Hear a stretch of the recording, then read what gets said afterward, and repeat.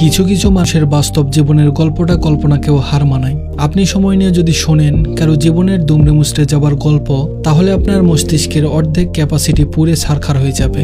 দিনের আলোতে খিলখিল করে হাসতে থাকা মানুষটার দুঃখ খুব কম মানুষই বুঝতে পারে। সারাদিন লেম পোস্ট করা মানুষটার কষ্ট বোঝার সাধ্য সবার হয়ে ওঠে না, হয়তো তারা বুঝতে দেয় না।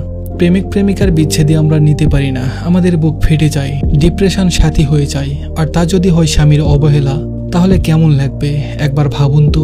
ধরুন আপনি একটা বিয়ে করেছেন, আপনার ঘরে একটা পুতুল বউ এসেছে আপনার অগোছালো জীবনটা গুছিয়ে দিতে, সংসারটা শুভ্র হাতের ছোঁয়ায় সাজিয়ে দিতে।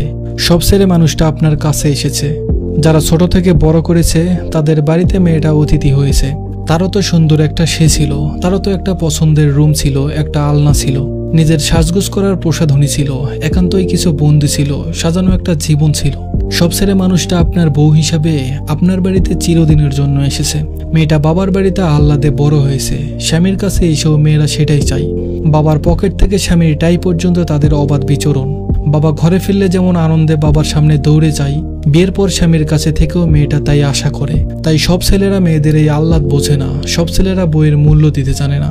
পৃথিবীতে সবকিছুর ভাগ দেয়া যায়, কিন্তু স্বামীর ভাগ কাউকে দেয়া যায় না। ভিখারি